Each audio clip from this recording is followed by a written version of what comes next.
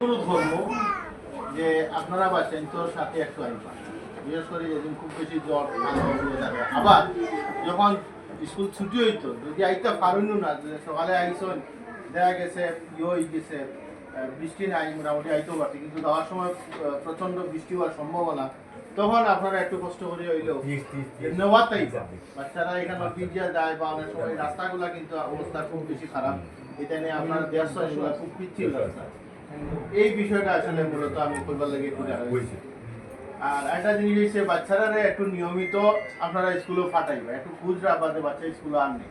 আমরা অনেক সময় ফোন পাই যে বাচ্চা তো স্কুলে গেছে, আমরা যখন ফোন দিই বা হোম ভিজিট যেটা আমরা বলি, হোম ভিজিট করলেও দেখা যায় যে বাচ্চা ফোন যে বাচ্চা তো স্কুলে আয়, কিন্তু আদৌ কিন্তু বাচ্চা স্কুলে আয় না। এগুলো আপনারা একটু খেয়াল রাখবা। আর সর্বোপরি আপনারা স্কুল আপনার বাচ্চাই, আমরা হয়তো এখানে আসি সরকারের নীতিমালা অনুযায়ী দেখা যাচ্ছে আরো কয়েক বছর থাকতাম পারি, ভোট করে আমরা এখান থেকে বদলে দিতাম পারি, কিন্তু সার্বিক দৃষ্টিতে আমরাও এলাকায় এই হিসাবে আমরা যতটুকু ভুল জানতাম আপনার বাচ্চা, আমি মনে করবো এবং অনুরোধ করবো যে আপনারাও যাতে আপনারা বাচ্চারা একটু বুঝ নেই। আর আমরা বিশেষ করে আরেকটা বিষয় যে বাচ্চা ধরেন আজকে একটা পড়া দিলাম, কালকে আইয়া আমি তার এই পড়াটা নিতাম, এখন দেখা যায় বাচ্চা আছে এই যে বাচ্চার পড়ার প্রতি একটা ভীতি, কিতা লাগে ভীতি। আমি তো আমার জায়গা থেকে আমার ক্লাস 40টা 35টা 30টা নিম্নে 30টা বাচ্চা আছে।